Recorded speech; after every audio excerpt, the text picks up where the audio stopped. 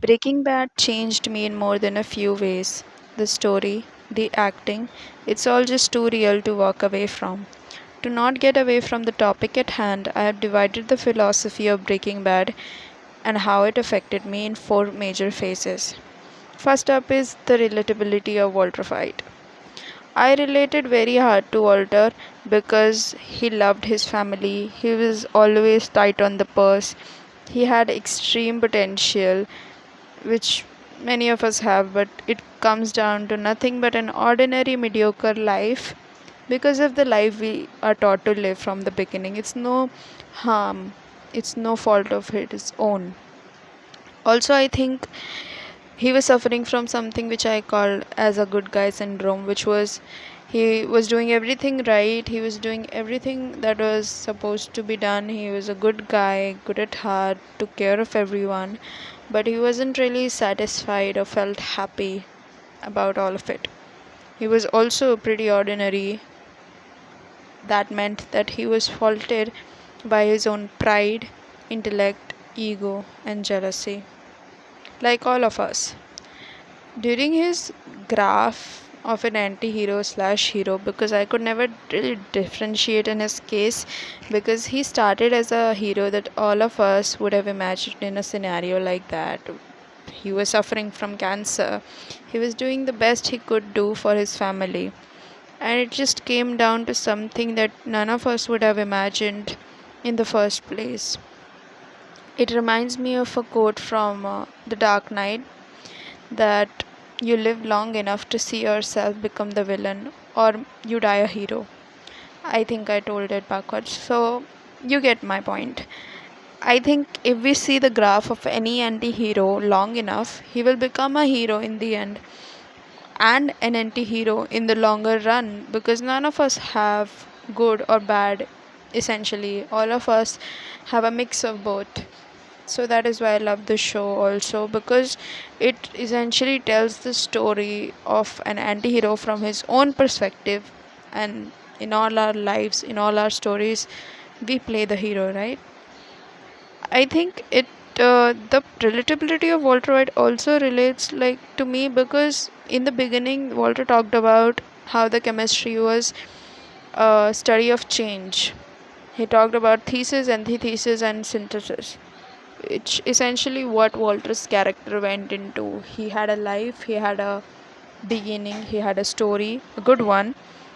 When he talked about the study of change, I think that is what his character went from. He was living a good life. He was the thesis. He had the thesis. He was the thesis. Next up, I'm going to be talking about the unforeseen decimation of Walter White. I think all of us in the beginning wanted him to do something to get out of his situation. We were quite bored of the life he was living. I think he was too. And when we got to know that he had cancer, it just all felt very unfair to us for him. We thought that he didn't deserve this. He wasn't even a smoker. So we were on his side. I think we all were. When he committed his first crime, which was to kill Crazy 8, none of us felt bad. We only felt that it was a justifiable crime. Like, he could have killed his family and him too if he could have let him go. So we were on his side for a really long time. But then, as the show went on, I felt myself going away from Walter White to Jesse Pinkman. Sometimes I even felt that Walter White was doing too much. I think the show was a test, or how long will we go with him on this journey, because he was a pretty much flawed character, but all of us loved him anyways. So, to go from justifiable crime to unjustifiable. So, all of us went from a justifiable crime somewhat to a totally unjustifiable crime. I want to talk about where that line was for me. I think it started with how he poisoned Brock and manipulated Jesse to think that Gustavo did it just to get Jesse on his side. I don't think that was a good thing to do, because poisoning a child for your own gain was not something that I hoped that Walter could do. So that is why I thought that it was too much. The concept of right and wrong blurred, I think, for Walter and all of us who watched the show. For me, especially, because I couldn't really decide what was right and what was wrong in the show, because first of all, not expected that Walter would go to these lengths, and I just thought that all of what he would do would always be right, because he was a good character, he had a good heart, and even though he was doing something illegal, he did it for a good reason. But this show quite surprised me, which is why I think it is one of the greatest show ever, because it is told from the perspective of an anti-hero. But that has been, attempted many a times, but not something so much has like garnered our attention, which has simply been the graph of an anti-hero, how he goes from a hero to an anti-hero, how he becomes one. So during that time, the concept of right and wrong quite blurred for me, because as we were given Walter's perspective, we were manipulated time and again to side up with him. So the decline of human conscience, which also happened with Walter, like for a time, after a time, he didn't even care what he was doing. He just wanted to have an empire which traded in meth. It didn't matter if what did he have to do. He just had to have Jesse Parker on his side. He just had to have the empire to himself. He just didn't consider once that it was enough. Like, he didn't need to do this, not for the money, not for the anything that he began for, and which started for providing for his family, came down to his own ego, that he couldn't compromise or couldn't let go of what he had in the end, because he just couldn't go back to being that ordinary man. Another quote which it reminds me of is that absolute power corrupts absolutely, because earlier he didn't have the power to do any of those things, so he didn't do. I think all of us are pretty much ordinary mediocre, because we are afraid of the rule, we are afraid of the law, and if given a chance, if it came down to it, all of us could be on the other side and would do it repeatedly if we weren't caught. So absolute power in that case, because if you have the power to destroy, it's quite addictive. So it corrupts you absolutely, it corrupts everyone around you absolutely, and you don't think that it wouldn't reach you just because you have the you know mediators, you have the equipment, that you think that it couldn't reach you. It will reach you one day, of course, and that is what exactly happened with Walter White, which he had not thought about. We'll talk about the innocence of Jesse Pinkman. He's one of my most favorite characters ever, and he is also the most favorite character in Breaking Bad. Although he's a junkie, yet we feel sympathize and love him. He's not a villain, but a victim of Walter. So, why do I love this character so much, and why do we love this character so much? Is based on his naivety, his innocence. He is, loyal to a fault, and we see that through the Jane phase first.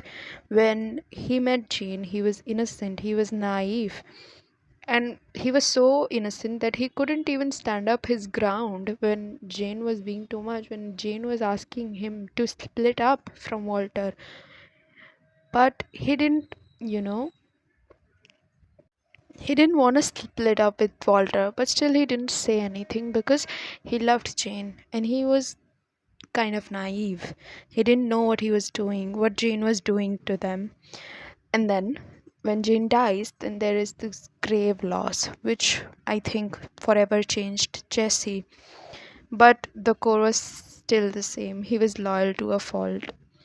which eventually led to his demise. We also call that the Hegelian tragedy, which means that he was never doing a wrong thing, but he was also always doing the right thing for the wrong reasons. He was also doing the right thing for the wrong person. When he was supposed to side up with Mike, when Walter was, going out of his mind all the time, he couldn't just have left Walter, but he didn't because he was loyal to a fault. He loved and respected Walter, which eventually led to his demise, which could have been avoided if he were a better junkie, if he went to Mike or thought about himself, if he was cunning. But his qualities, which was being loyal, led to his demise. That is the Hegelian tragedy. I also think, in a larger picture, Jesse was nothing more than a mere pawn in the superstructure of Gustavo Fring and Walter White. He was always led around by the other characters, told him what to do, what not to do, how to behave, how he was irresponsible, how he was junky, how he couldn't do anything responsibly because he didn't have the minds or the senses to do so. Even though the most evil characters in this show were sober all the time, they still did things that were as bad. But Jesse didn't even kill an ant in the whole length of the show. It still was a junkie. So that really question us that if the people we call that are destructible to our society, are they really victims of it? Because the drug system is operated by a huge amount of people which are eventually benefited by it in all the countries of the world. I don't know much about it, but I think something so big can't be just funded on a basis of junkies. It's just their business and it goes on the darker side. So that is why I think Jesse, even if he didn't smoke, even if he didn't consume, he couldn't have changed it. But because of all of it, his innocence was marred. His life was let down. Even though there were chances where he wanted to make it better, he gave an interview, he wanted to sober up, but he couldn't because the superstructure wouldn't let him do that. Just like it happens to all the people in the world.